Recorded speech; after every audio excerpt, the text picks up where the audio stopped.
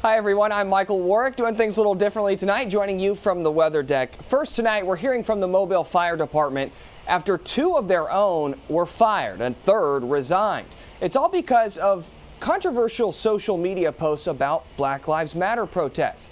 Tyler Fingert was at the press conference this afternoon with the fire chief. He's now at Central Fire Station in Mobile tonight. Tyler?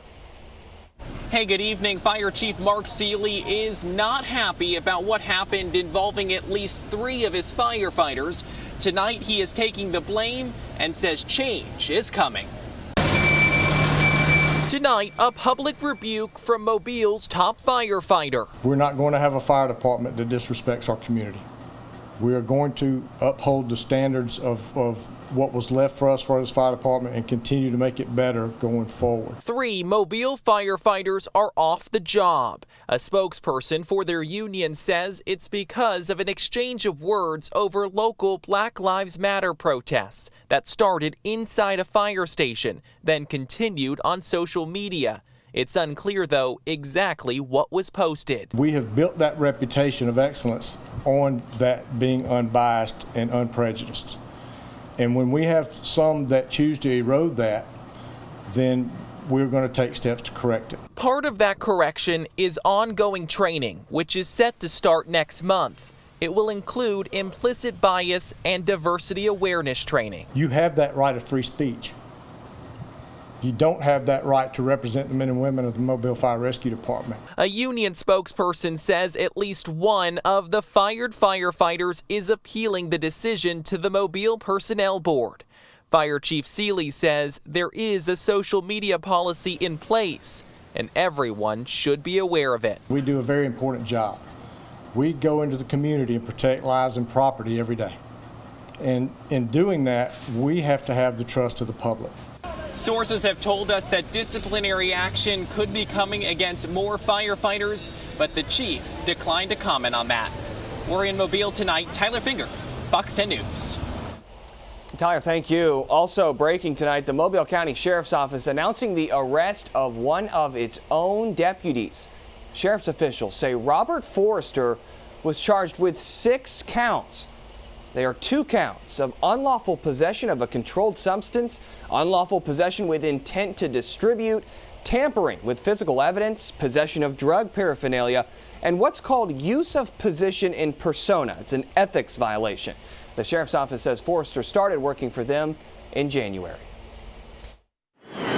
Today is not just for African Americans. Today is a day for America. America to know that this is the day that we try to right the horrific foundation of wrong that existed for Africans that were enslaved. Tonight we celebrate resilience and commemorate the end of slavery in the U.S. Juneteenth recognizes when tens of thousands of slaves in Texas finally received word they were free on this day in 1865. President Abraham Lincoln issued the Emancipation Proclamation 2 years earlier. Along the Gulf Coast, a march and rally in Prichard this evening kicks off a weekend of events. Fox 10's MURAL reporter was there and has more. A celebration of freedom, marking 155 years since the last slaves were liberated in America. Of course, we've all in our life have celebrated Independence Day, 4th of July, which is properly so. But it's also great to recognize that there were some of us that were still enslaved, and to know that we was freed, acknowledgement of that in 1865. Dozens rallying in Prichard, starting the festivities with a Black Lives Matter march. Before a night of food, fun, and reflection. My skin is not a weapon. Eva Boyd making a point to be at the Juneteenth celebration to help educate youth, even preparing traditional African foods and drink for them to taste.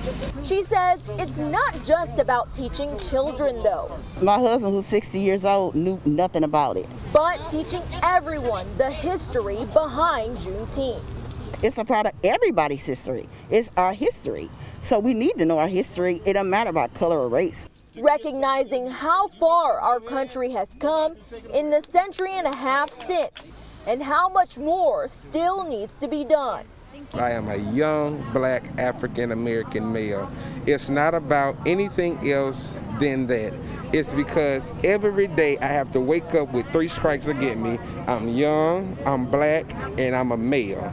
As participants also recognize the Black Lives Matter movement and the fight against systemic racism across America.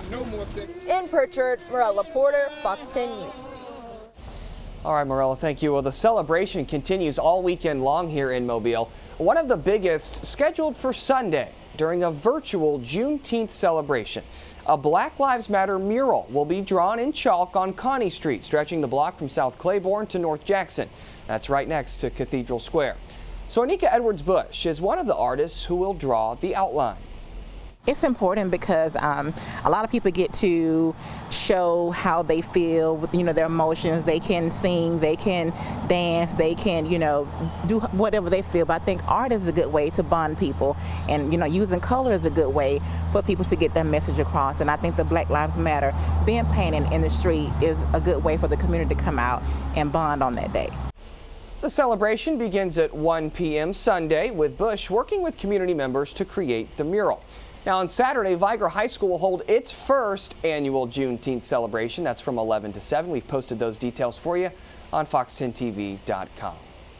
In Baldwin County, Juneteenth celebrations kick off tomorrow at 11 a.m. Food, water slides, softball games can be found at Aaronville Park in Foley. And in Daphne, things will get started at noon on Friendship Road. There will be free food, they'll have a talent show, horseback rides, bouncy houses, and an opportunity to shop from Black-owned businesses. All those details are also on our website.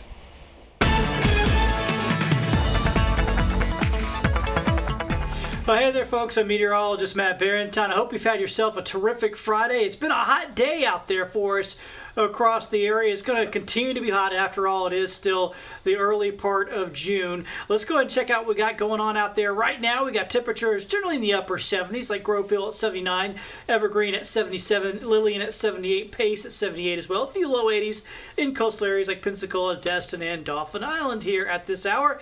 Radar's been pretty quiet here all day. We've seen a couple postage stamp size little showers. That's about all we have a chance to sing. So it looks pretty good out there. We had one little shower over there around Okaloosa. Kind of looks like that one's starting to fall apart. So, like I said, not much out there to be had tonight. Not going to be a whole lot here over the weekend either. So rain chances less than 10% as we go through both Saturday and Sunday. Let's check out your planner. Clear through most of the night. Temperatures dropping off in the lower 70s or upper 60s when you wake up on your Saturday morning. So it'll be a nice, pleasant start. Let's check out your weather headlines. It'll be hot and dry this weekend. Great weather for Pops here on Sunday. And then the rain, it will be returning next week. I will break down the details of what we expect coming up in just a few minutes.